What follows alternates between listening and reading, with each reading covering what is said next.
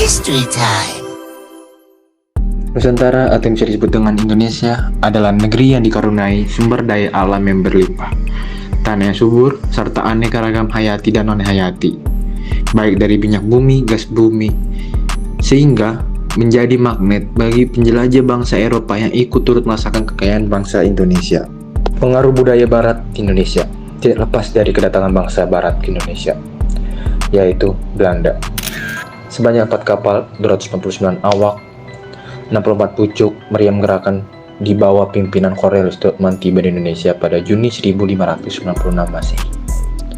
Kapal-kapal Dootman tiba di Banten yang merupakan sebuah pelabuhan terbesar di Jawa Barat.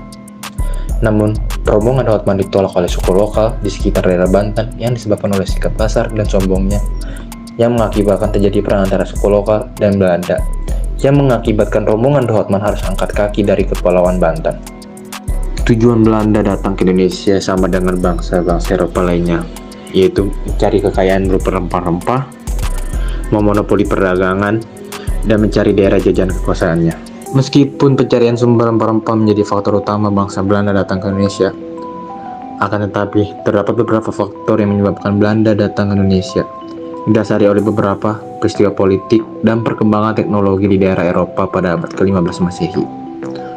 Penjelajahan yang dilakukan bangsa Eropa dilakukan oleh dua peristiwa politik penting, yakni kekalahan kerajaan Katolik Eropa pada Perang Salib dan jatuhnya Konstantinopel ke tangan Turki Utsmani. Perang Salib membuat keadaan ekonomi kerajaan Eropa pun semakin terpuruk yang menimbulkan kemiskinan, kelaparan, dan justru kematian yang disebabkan oleh penyusutan gas yang sangat drastis karena besarnya biaya perang. Pada tanggal 20 Maret 1602, Belanda mendirikan sebuah kongsi dagang Belanda, yaitu Verenigde Oostindische Compagnie yang berdiri di Nusantara. Terdapat dua hal mengapa VOC dibentuk di Nusantara, antara lain: yang pertama, untuk menjadi tonggak dan menghilangkan persaingan yang merugikan pedagang Belanda antara Portugis dan pedagang Eropa lainnya yang berada di Indonesia.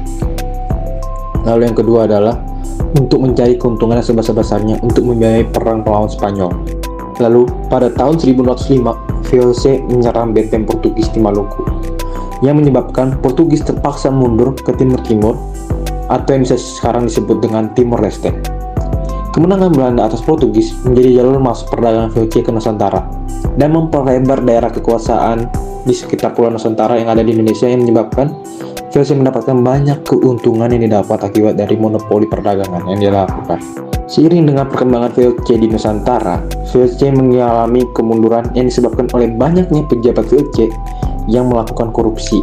Utang VOC menumpuk, VOC harus membayar biaya perang sangat besar dan terdapat pegawai VOC yang melakukan perdagangan gelap. Pada 31 Desember 1799, VOC resmi dibubarkan oleh pemerintah Belanda, sehingga kekuasaan VOC di Indonesia diarahkan oleh pemerintah kerajaan Belanda.